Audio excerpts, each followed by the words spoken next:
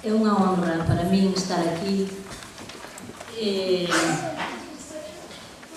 Eu levo comigo polo mundo este libro. Nunca coñecín persoalmente a Xosé Neira Vilas, pero que mellor para coñecer unha persoa que a súa escrita, a súa poesía, a súa prosa poética, que tiña eu sinalado aquí, Credo.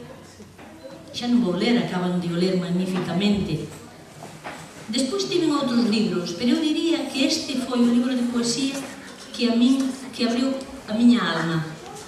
Cando o lín, digo, pois eu tamén podo escribir poesía.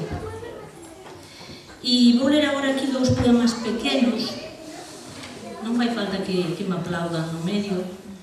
Un é Galiza e o outro é O Carro.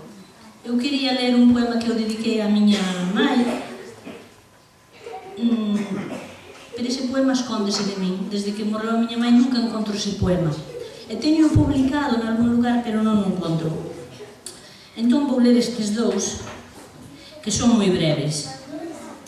Galiza, cultura milenar que morres de ignorancia, de esquecimento inobre, de eclisadas consciencias. Maldigo a clase intelectual que te atraizoa sempre. Acomodaticios preguiceiros, incapaces de levar a escrita o que o povo transportou en súas maos e bocas ao longo de tantos séculos, Galiza.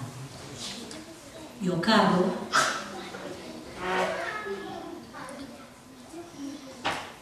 que é un carro real que teño no meu quintal.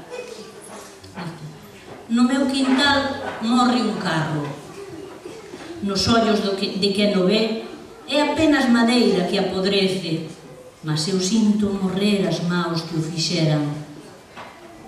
Morren en min as vacas que del puxaran, e esvaece lá no infindo do ser o son do seu eixo.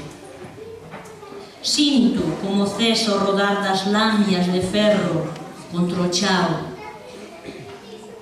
E xa non sei onde fican as marcas do tempo nas laxas por onde este carro andou.